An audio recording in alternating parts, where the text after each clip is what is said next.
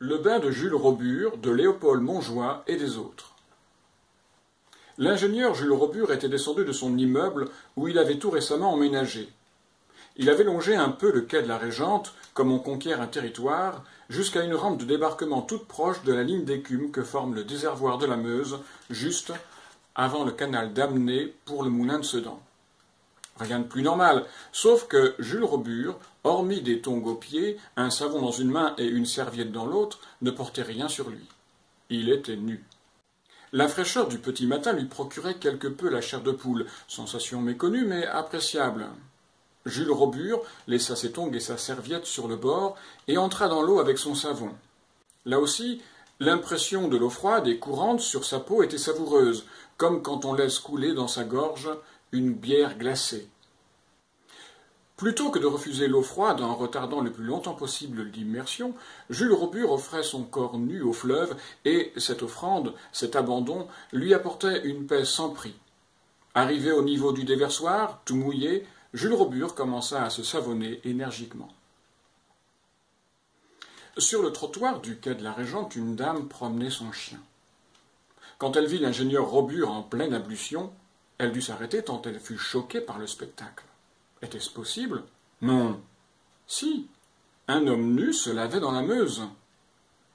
Une autre dame qui se rendait à son travail passait en faisant attention, elle, là où elle marchait.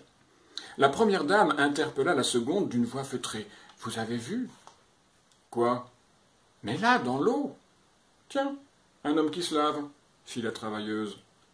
« Non mais c'est incroyable, c'est scandaleux, quel dégoûtant !»« Je le trouve plutôt pas mal.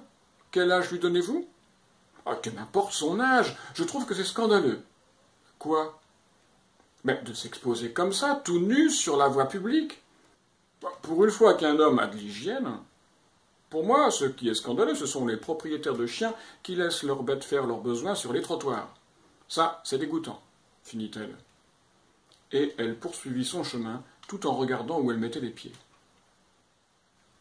La dame au chien avait entendu la remarque de sa concitoyenne, mais ne la releva pas, tant elle restait pétrifiée devant le spectacle du corps de l'ingénieur Jules Robur. Une petite cinquantaine, déjà bien dégarnie, mais avec une ceinture abdominale tout à fait honorable due à une alimentation soignée et à des exercices quotidiens.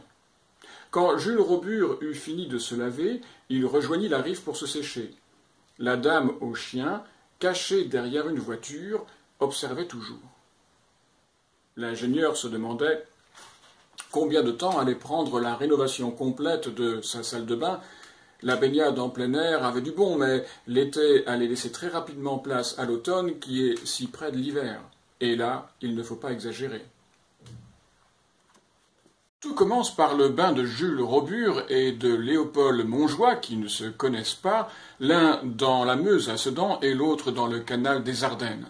Eux qui n'avaient rien à revendiquer vont être à l'origine d'un vaste mouvement ardennais de protestation. Pour en savoir plus, lisez cette nouvelle, Le bain de Jules Robur, de Léopold Montjoie et des autres, un texte tiré du recueil Arduina, Raoul, Tonton et les autres, disponible sur Amazon.fr et uniquement sur Amazon.fr. Au revoir.